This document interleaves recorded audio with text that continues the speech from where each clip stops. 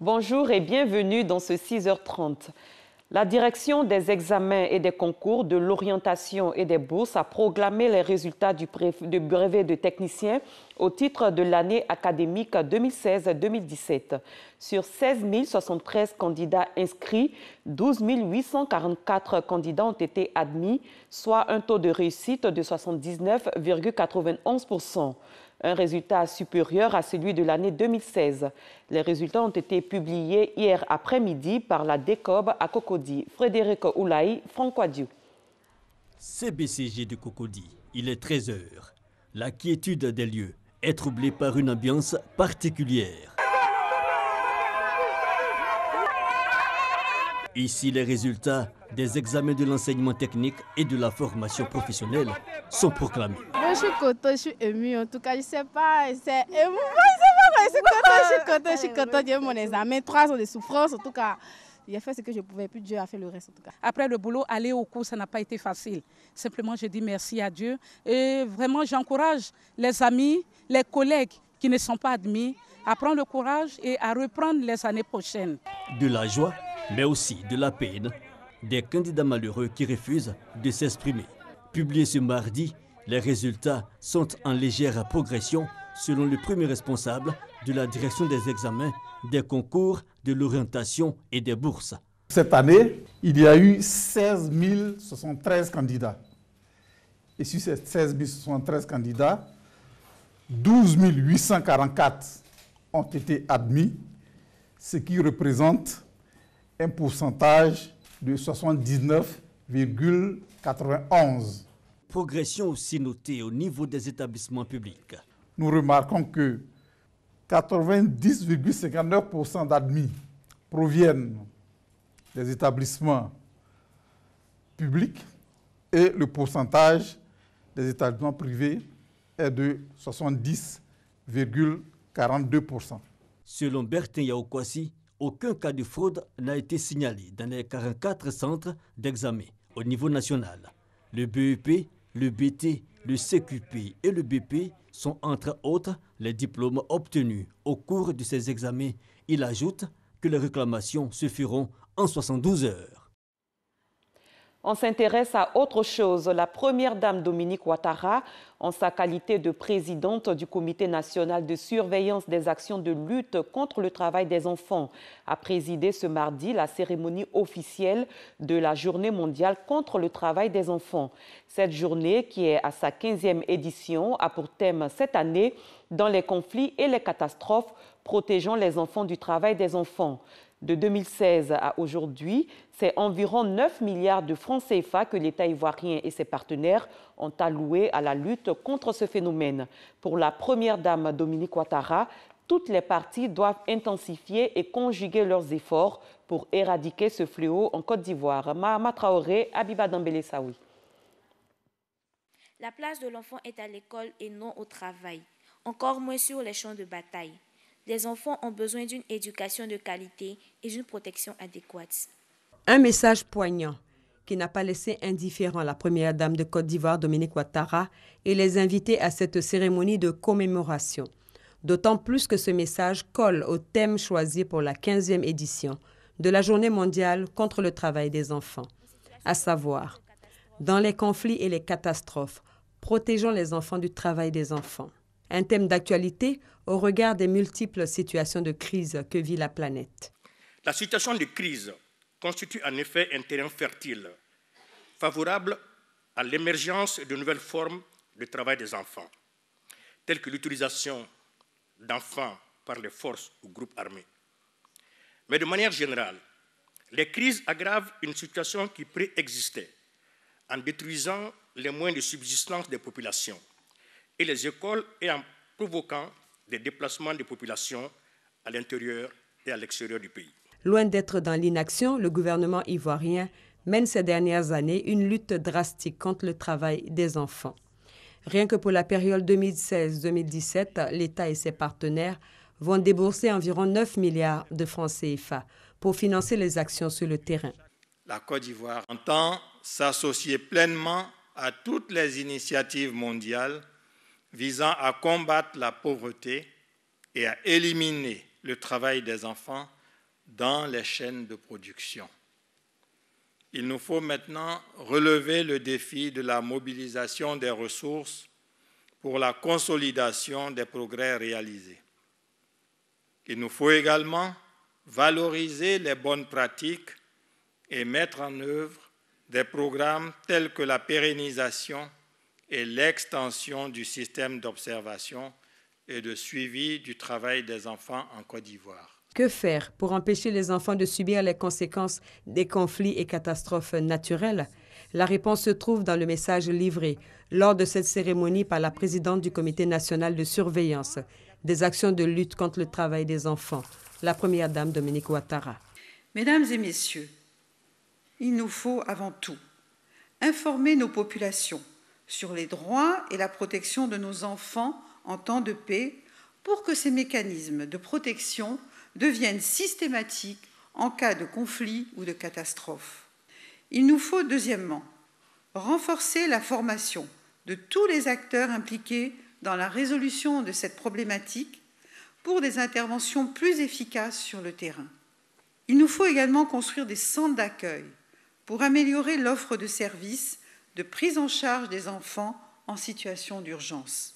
Enfin, il nous faut renforcer notre coopération sous-régionale, car les conflits et catastrophes conduisent bien souvent les enfants à se retrouver seuls hors du territoire national, ce qui accroît leur vulnérabilité et les expose au risque de la traite transfrontalière.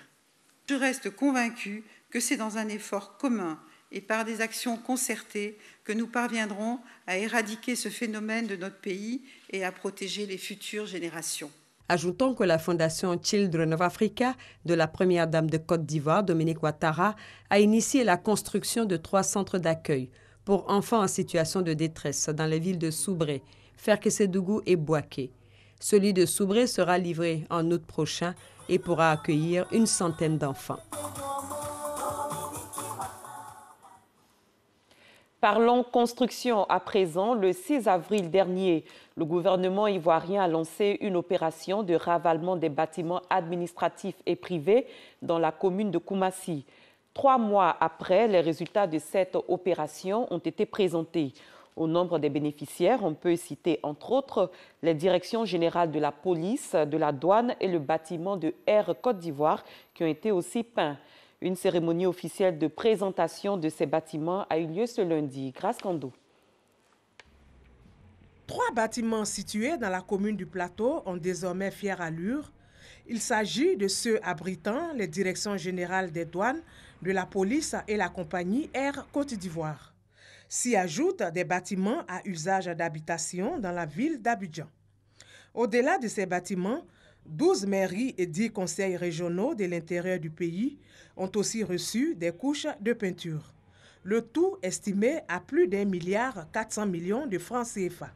Je reste persuadé que les habitants des cités concernées par ce projet bien que étaient tout de même mutatifs.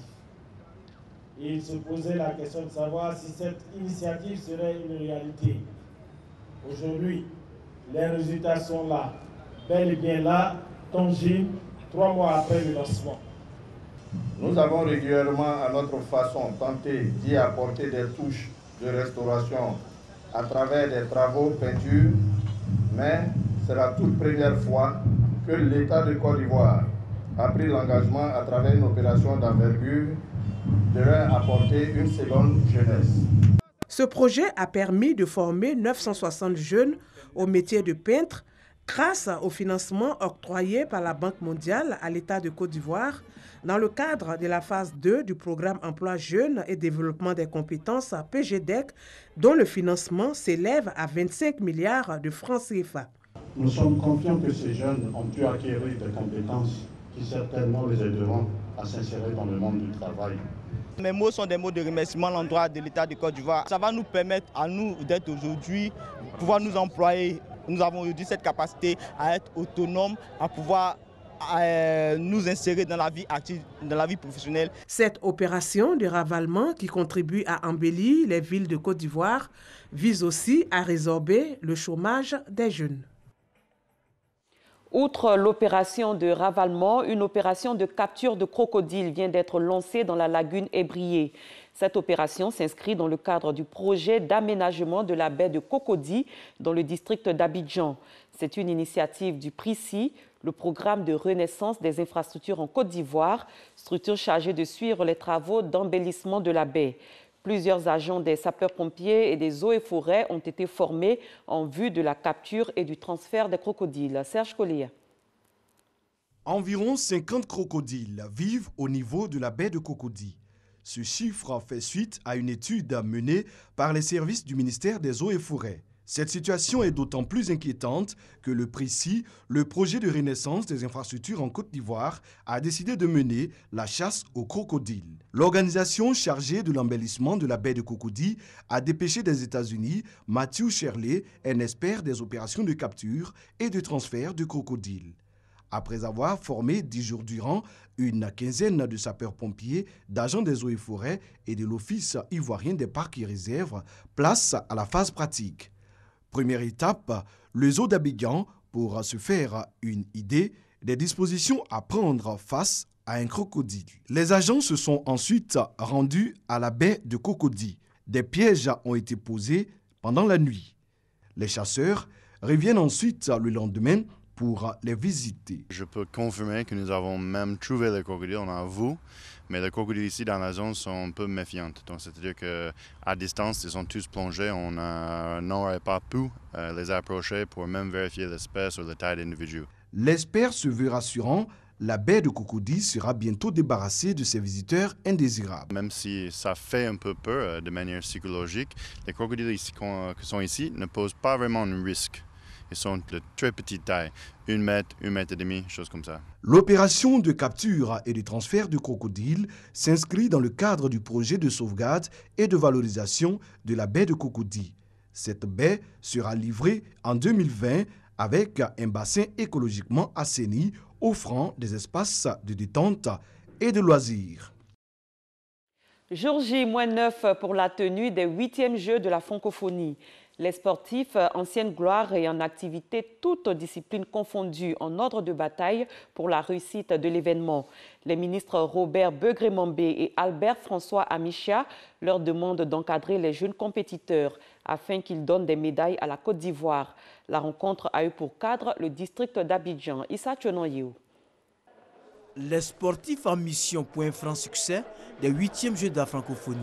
Ancienne gloire et sportifs en activité, toutes disciplines confondues, ont répondu nombreux à l'appel des ministres Robert Begré-Mambé et Albert François Amicha.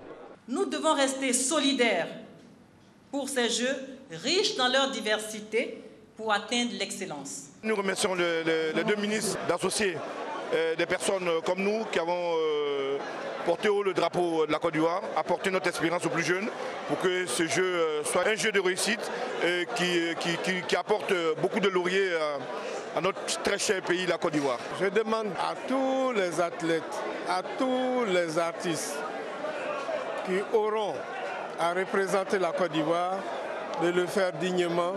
Avec nos amis, on va essayer de voir comment on peut aider les jeunes à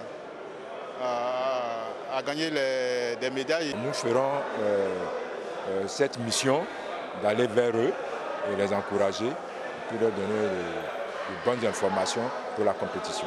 Le ministre auprès du président de la République chargé des Jeux de la francophonie et le ministre des Sports et Loisirs saluent la grande mobilisation des sportifs. Les 8e Jeux de la francophonie sont prévus à Abidjan du 21 au 30 juillet prochain. Ils verront la participation de 4000 athlètes, artistes et accompagnateurs, plus de 700 journalistes et seront vus par 500 millions de téléspectateurs à travers le monde. Lancé par l'Institut international pour la francophonie et l'Université Jean Moulin de Lyon, l'université d'été est un cadre de réflexion sur des questions sociales liées à l'espace francophone. Cette université d'été est depuis lundi 10 juillet délocalisée pour 4 jours ici à Abidjan. Il va s'agir pour les participants, qui sont des décideurs venus de 150 pays et des élus locaux, de réfléchir sur le thème du sport et de la culture comme outil de développement local. Franck Wadiou. Le sport et la culture, des outils au service du développement local. Cela est possible. Reste à bien maîtriser les différents instruments pour la réalisation de la thématique. Ce qui sera fait au cours de la session 2017 de l'université d'été délocalisée à Abidjan. La plupart du temps, il y a des problèmes de pauvreté, des problèmes d'exclusion, les villes grossissent, etc. Or, les jeux sportifs, mais aussi la culture, sont des outils qui sont immédiatement disponibles pour ces décideurs pour développer de l'activité, faire de la réinsertion. 4 jours pour présenter les bonnes pratiques en matière de politique sportive et culturelle. Ce programme s'inscrit dans le cadre des activités périphériques des 8e Jeux de la francophonie. La culture et le sport sont des fondamentaux du développement humain.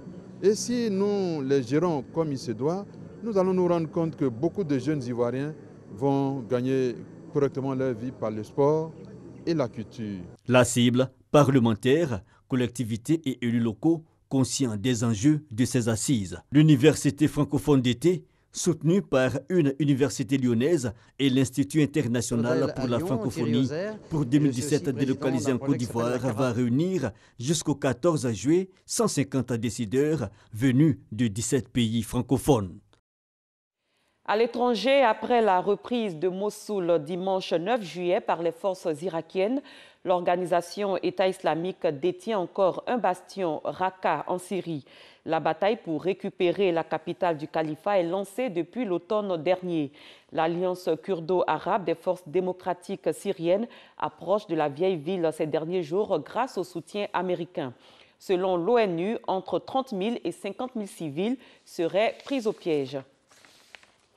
Aux États-Unis, le Sénat doit commencer aujourd'hui à auditionner le prochain patron du FBI. Christopher Wray a été choisi par Donald Trump après le limogeage de James Comey. Ce juriste de 50 ans devrait prendre les rênes de l'agence de renseignement dans un moment délicat. Le FBI est en effet en première ligne dans l'enquête sur les collisions entre l'équipe Trump et la Russie pendant la campagne électorale. L'association des agents du FBI lui a apporté son soutien. C'est la fin de cette édition. Merci de l'avoir suivi. Excellent début de journée à tous et à toutes.